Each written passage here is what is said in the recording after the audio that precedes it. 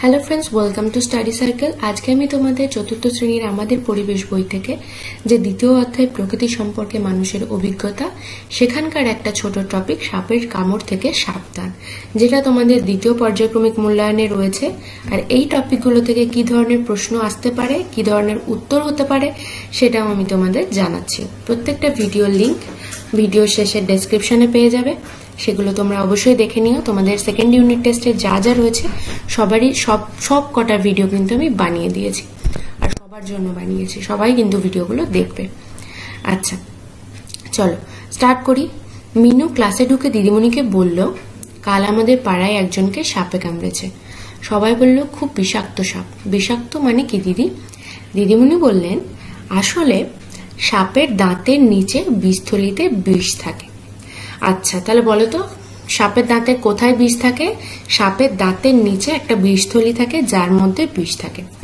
তারা নিজেদের বাঁচতে বা নিজেদের বাঁচাতে মানুষকে কামড়ায়, তখন কামড়ানোর জায়গায় ওই বিষ ঢেলে দেয়।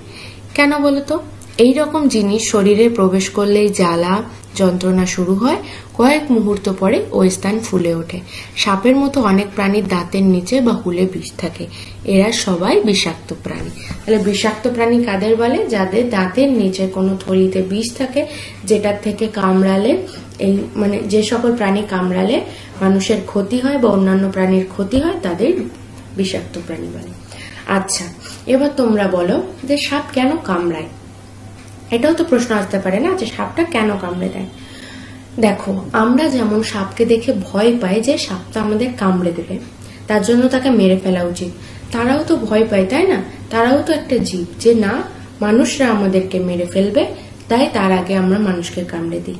তাই কি করতে হবে? কোথাও সাপ দেখলে ভয় পেলে চলবে না, বা তাকে মারতে গেলেও হবে না। সাপটাকে যেতে দেওয়ার রাস্তা দিতে হবে, বা সাপটাকে হালকা করে কোনো জায়গায় মাটিতে লাঠি আওয়াজ করতে হবে। বা জানো তো যে সাপ এটা শুনতে পায় না, মাটির কম্পনটাকে অনুভব করে। তো মাটিতে কোনো জায়গায় লাঠি দিয়ে ঠকঠক করে আওয়াজ করতে হবে, তাহলে কি মাটির কম্পনটা ওরা বুঝতে পারবে, ওরা সরে যাবে। কিন্তু যদি তাকে মারার চেষ্টা করা হয়, বেশি জোরে জোরে লাঠি করা হয়, আওয়াজ করা হয়, তাহলে তারা ভয় পেয়ে কামড়ে দেবে। ঠিক আছে? আচ্ছা, চলো এরপরে কি বলছে। পরের দিন দিদিমণি ছাত্রছাত্রীদের কয়েকটা ছবি দেখালেন। বিষাক্ত সাপে কামড়ালে কি করতে হবে তার সম্পর্কে কিছু ছবি দেখালেন। তারপর বললেন, ছবিগুলো দেখে তার বিষয়বস্তু ডান দিকে লেখো।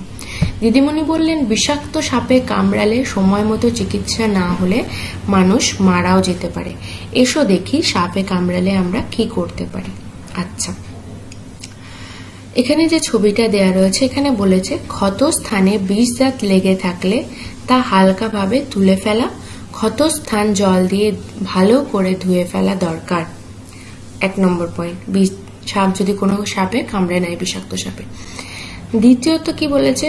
হাতের বাহুতে বা পায়ের উরু অংশে দড়ি হালকা করে বাঁধতে হবে, যেখানে কামড়ে দেবে তার উপরে। তবে খেয়াল রাখতে হবে প্রতি 1-1.5 ঘন্টা পরে বাঁধন খুলে আবার যেন হালকাভাবে বাঁধা হয়।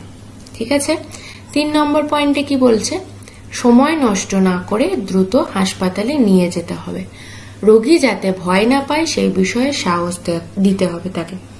বমি করতে চাইলে বমি করতে দিতে হবে। আচ্ছা, শ্বাসকষ্ট হলে মুখে মুখ লাগিয়ে শ্বাস দিতে হবে। এই কটা সাবধানতা অবলম্বন করতে হবে যদি সাপে কামড়ায়। এই নয় যে বাড়িতেই তোমরা এটা করবে। এইরকম যদি কাউকে কামড়ায়, তাহলে তাকে কাছাকাছি কোনো হসপিটালে নিয়ে যাওয়ার ব্যবস্থা করতে হবে। তার আগে তোমরা এই জিনিসগুলো করতে পারো কি না, যেখানে কামড়াবে তার উপরে বাঁধন দিতে হবে কয়েক ঘন্টা পর পর, মানে 1 ঘন্টা 1.5 ঘন্টা পর পর বাঁধনটাকে খুলে আবার হালকা করে বাঁধতে হবে। সময় নষ্ট না করে হাসপাতালে নিয়ে যেতে হবে। রোগী যাতে ভয় না পায় তার জন্য বলতে হবে, না কিচ্ছু হয়নি, ঠিক হয়ে যাবে, এরকম ভাবে সাহস দিতে হবে।